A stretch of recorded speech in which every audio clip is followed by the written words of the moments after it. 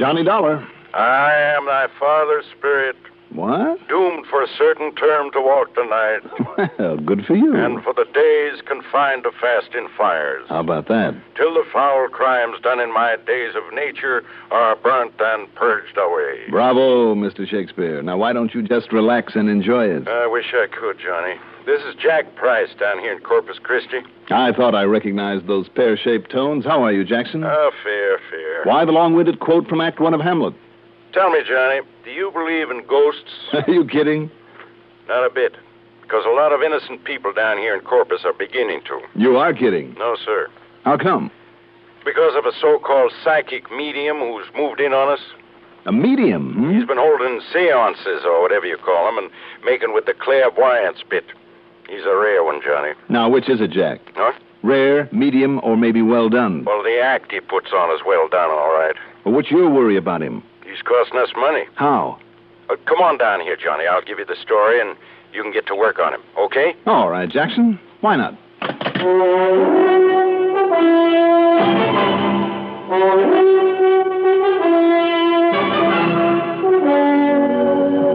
The CBS Radio Network brings you Mandel Kramer in the exciting adventures of the man with the action-packed expense account, America's fabulous freelance insurance investigator. Yours truly, Johnny Dollar.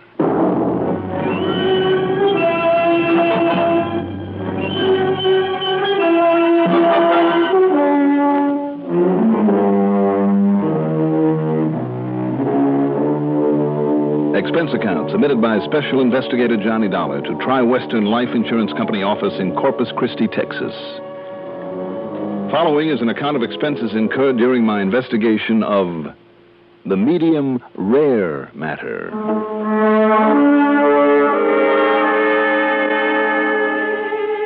Expense account item 1, $132.15 for a cab to Bradley Field, then plane fare to Corpus Christi. Item 2 is $1.35 for the airport limousine to the Robert Driscoll Hotel, where I got myself a room, parked my luggage before walking over to Jack Price's office in the Katz building. I'll bet you're tickled pink to get away from that cold New England winter weather, That's the truest thing you ever said, Jackson. How are you? Oh, fit to be tied, Johnny, on account of this so-called psychic medium. Oh? Sit down, I'll tell you all. All right. Tell me, don't the police around here kind of frown on such? This one is a phony, isn't he? Sure is. But somebody's got to prove it and put him out of business. Johnny, there are a lot of people who believe in spiritualism. But when a rank charlatan like this comes along... Well, let's face it, Jack, you find them all over. They ought to be locked up, but they're usually too smart. Now, let's have the story. Well, first off, he operates out beyond the city limits. That's why our Corpus Christi police are helpless. Yep. His name is Udi Vishnu. Vishnu. At least that's the name he uses. And you ask me, that Hindu or whatever it is accent he uses has a touch of Brooklyn in it. No? Phony. But they continue to fall for him. Knowledge of the past, present, and future. Mind reading, message from the dead.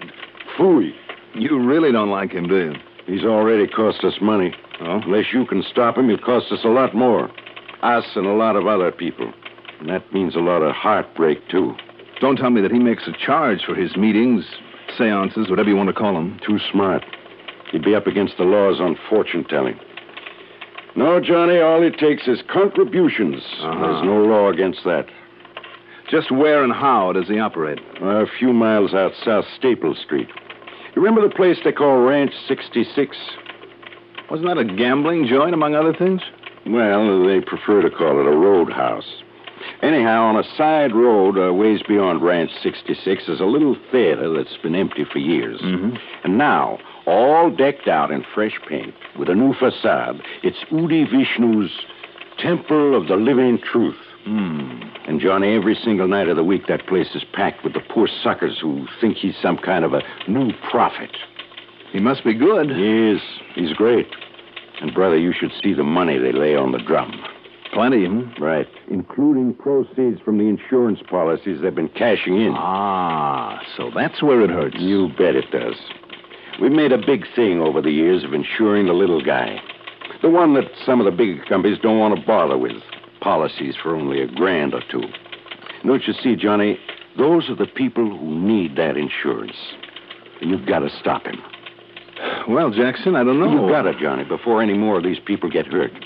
Every single night they're out there shelling out their dough to hear his glorified magic act. People from all over this part of the country. Oh? Yeah. Oklahoma, Arkansas, Louisiana, Mississippi, Alabama, wherever he's carefully planted his literature. At least that brings some extra money into this thriving city of Corpus Christi. Wrong. I forgot to tell you. The suckers don't know it, or if they do, they don't care. But he also owns a big old hotel that just happens to be only a block away from his temple. It's always jammed with his followers. This thing's been going on for over a month now, so he's really cleaning up. But mostly, of course, on the contributions. I don't know, Jack. I mean, if he's not committing any actual crime... I think he is. What do you mean? What sort of crime? Murder. Murder? Yeah. He's been getting his people his followers to name him as the beneficiary of their insurance. Not Temple, Johnny, but him. Oh? Yeah, and listen. Go ahead. In the last 2 weeks, for no apparent reason, and remember that. Yep. 2 of our clients, both of them in good health, but neither of them wealthy or anything like that. Yeah, go on. For no apparent reason, they've been murdered. And the murders are unsolved. And you think this Udi Vishnu did it? Now, wait. No, he's too smart. But knowing his influence over his followers and their fanaticism, the way that some of them do anything for him, and I mean anything, Johnny, even murder. Well, what do you think? You want to look into it? Looks like somebody better, doesn't it? Good. Now, just how do you plan to start your investigation of this phony mystic, this Udi Vishnu? Well, it seems to me, Jack, that it might be smart to go on out there to his temple and catch his act. That's what I thought. So here, you better have this. What's this? Admission ticket. You mean you have to have a reserved seat? Sure do. And here you are, for row H, seat number 43. Well, I thought you said there was no charge. Well, there isn't. But you have to have a ticket or you'll never get in. It's funny. And most of them are handed out there at the Temple of the Living Truth Hotel. And just to make it look good, some of the small hotels and motels on the edge of town are given a few ducats, too. I see. Anyhow, if you want to go tonight, here. Okay, Jackson. Thanks.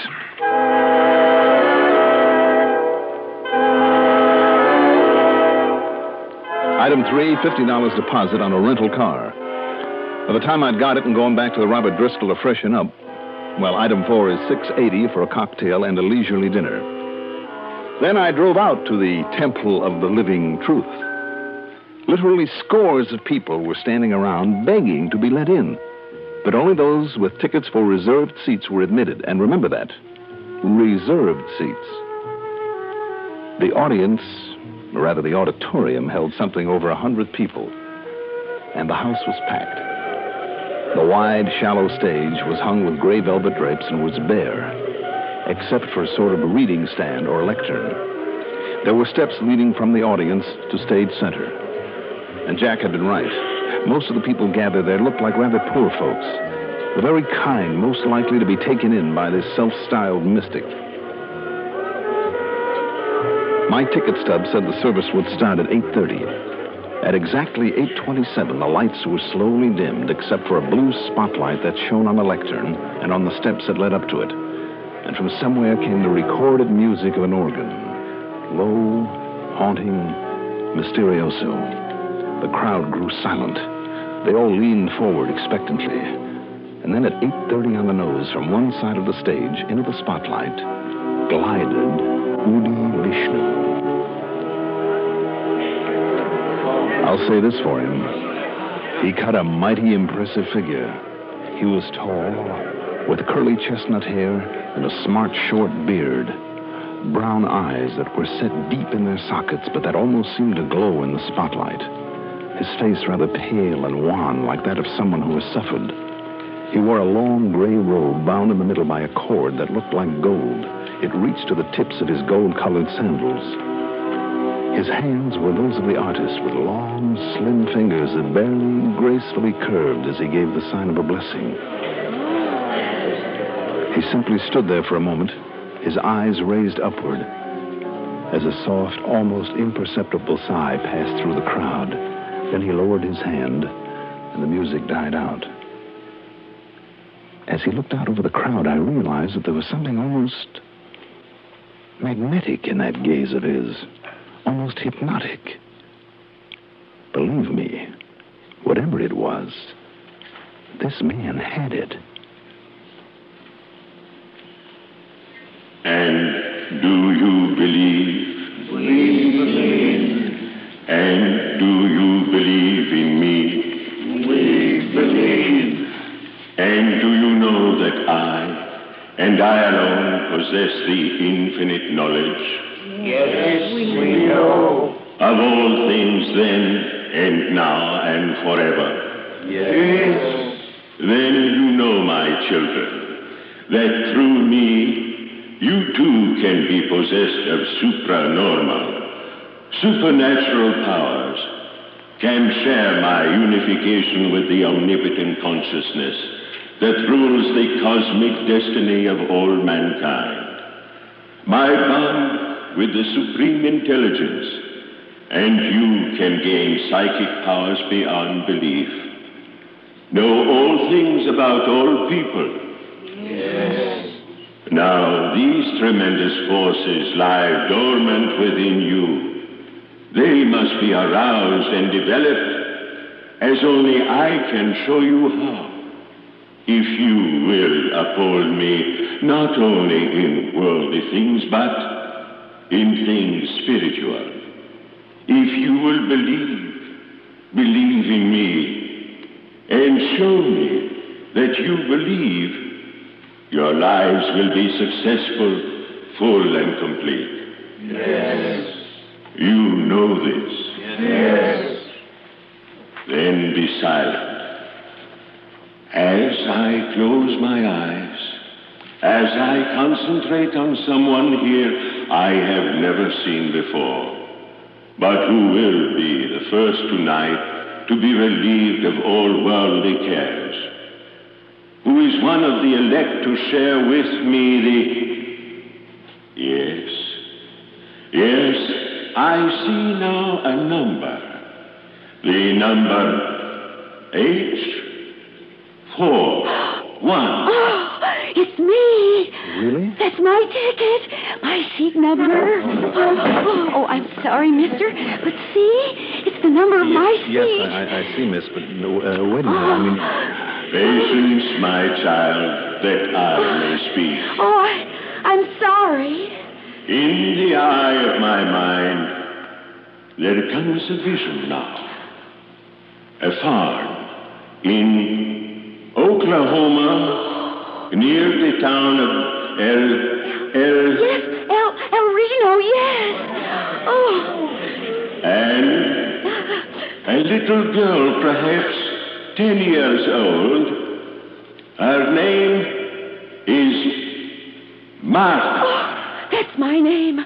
Martha Winter. Yes. And with her, a little dog. The dog.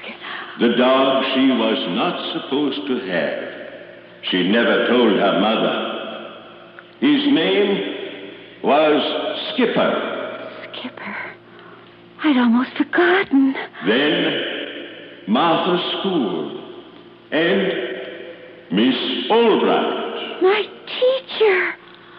But how could he know?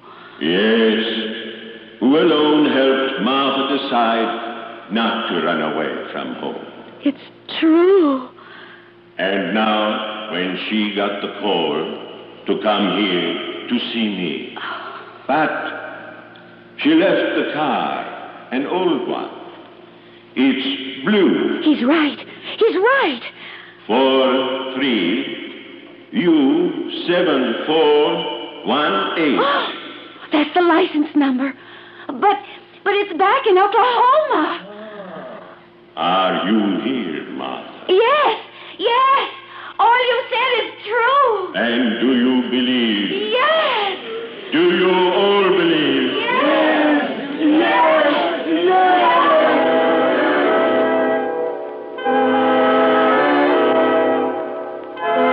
He went on that way for 2 hours, telling people there in the audience all about themselves. Names, places, dates, Intimate things about their faraway homes, their childhood friends, events in their lives that they themselves had almost forgotten. Believe me, it was impressive and very convincing. And when he promised eternal supernatural help for all those who would help him, well, brother, you should have seen the money pour into the collection baskets. After it was over, in the crowd outside, I talked with those people to find out how he had learned so much about them. But they'd only arrived that very day, that morning. And more important, not one of them had told anyone, not anyone, of the personal things that he had known. Who could blame them then for believing him, and for believing in him, and for going on back to their farms or whatever, convinced that thanks to him all their troubles were over and forever? And the next night there'd be another, a fresh mob there, to shell out their money for his phony promise of supernatural help. But how to stop him? You know the only way, of course. Do I, Jack? Sure. Somehow prove to those followers of his how he actually does get all that information about him. But it's pretty fantastic, isn't it? He's never seen them before, doesn't even have any way of knowing they're going to be there. Yeah, he's mighty convincing. And what he does is just plain impossible. But until you or I or somebody can duplicate his act, then tell him it's all a phony. But how? Even Houdini or Thurston or Blackstone or any other magician would have to take a back seat to this punk. Wait a minute, Jackson. Yeah? Reserved seats. Huh? And one of those names you mentioned, a magician, years ago when he set out to expose the phony mediums. What are you talking about? In all the big cities where he played, New York, Philadelphia, Chicago, all the big towns. But this one, this Udi Vishnu, plays to the country folks who couldn't have known about that magician's expose. Look, will you please tell me... Jackson, I think I can do it. Yeah? Get some tickets for tonight's performance and drag in all the state or county authorities, whoever has jurisdiction, all of them that you can. Also, somebody from one of the news services. What are you going to do, Johnny? See if I can prove once and for all that this big mystic is just one big mistake.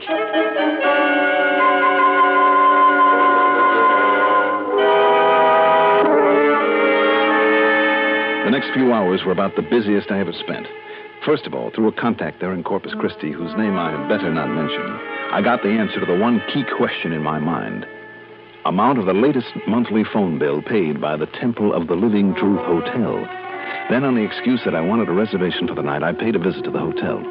Needless to say, all the rooms were taken, but I sneaked a good long look at the register, and sure enough, beside the name of each guest were the two things I needed to know: home address and ticket number for the night's meeting. Only let's call it performance now. Then back in town, I ran up item 4, $121 in telephone calls. I know, a lot of calls, but very necessary ones.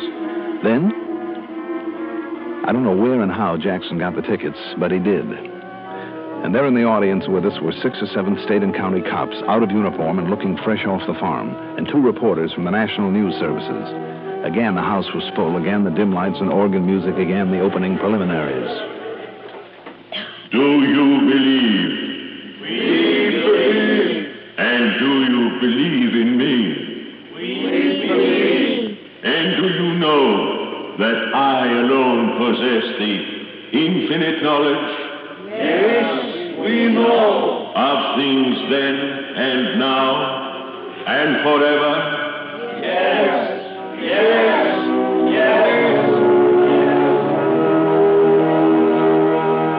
Then when he had him in the mood, and again I say it was pretty impressive, then he began his demonstration.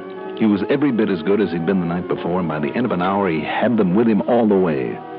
Finally came the break that I'd been waiting for when he called out one of the numbers on the list that I had compiled. And I see another number in the eye of my mind. Number L13. Hey, that's me. It's my seat number. Then listen, my brother, while I tell you of the wondrous things I know through the psychic powers that have been granted me. Yes. That have made you one of the elect. No, let me tell him. What's this? Johnny Walker here. Throw him out. Wait. Be silent, my children. And who are you, my brother? I was here last night. Don't you see you've inspired in me the same powers that you have? The same powers? Listen to me. Listen to me. Seat number L13. Have you ever seen me before? No, I haven't. Wait, my Of children. course you haven't. Nor have I ever seen you before, but that doesn't keep me from knowing all about you. About the Please, same kind of trickery that this Udi Vishnu has been using on you. do not listen to him. Number L13. Your name is Martin Mefford. You came from Cotton Valley, Louisiana, car license number CFU 160. You're a plumber's helper, right? Yes. Oh, no. He has to give. He has to give. Please do not listen to this Mr. man. Mefford, you walk with a limp because you broke your leg when you were 6 years old when Tommy Parkins shoved you out of a tree. That's true. Do not listen to this Your man. teacher in the first grade, Miss Brewster, she promised you a book if you'd stop chewing your nails. Is that a fact? Yes. How do you know? I forgot it myself. I know by the same trick this crook has been using. My children, Seat my number children. C41, Mrs. Nathan Parry. Yes. Your maiden name was Wilma Leonard. You were born in Ashton. You ran away to Austin when you were 14, and a little secret in your life? Well, listen, and I'll tell you. No, stop this man. Stop him. Stop him.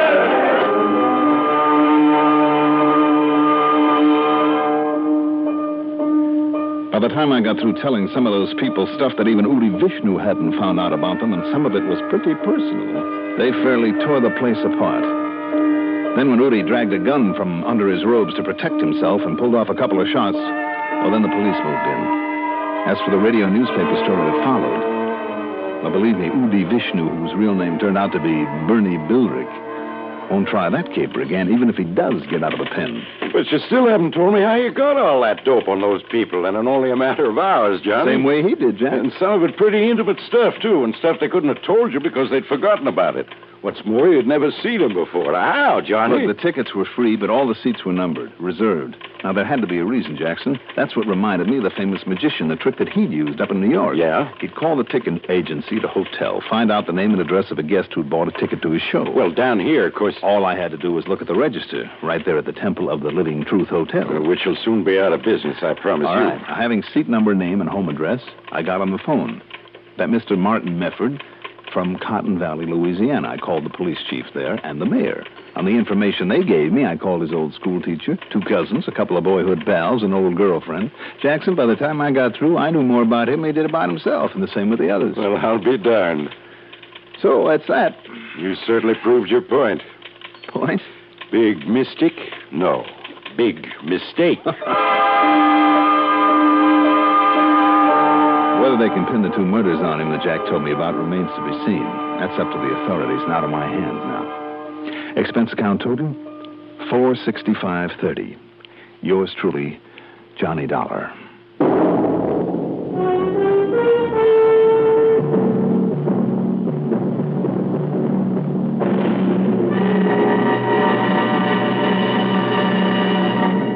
Now, here is our star to tell you about next week's story. Next week, a nice, quiet little town in South Jersey that doesn't stay that way for long. Join us, won't you? Yours truly, Johnny Dollar. Yours truly, Johnny Dollar, is written by Jack Johnstone, produced and directed by Bruno Zerato Jr., music supervision by Ethel Huber. Johnny Dollar is played by Mandel Kramer. Featured in our cast were Maurice Tarplin as Jack Price, Dan Arco as Udi Vishnu, Evelyn Juster as the first woman, Bill Lipton as Martin Mefford, Tony Darnay as the second woman. Also heard in our cast were Guy Rep and Sam Raskin. Be sure to join us next week, same time, same station, for another exciting story of yours truly, Johnny Dollar. Art Hanna speaking.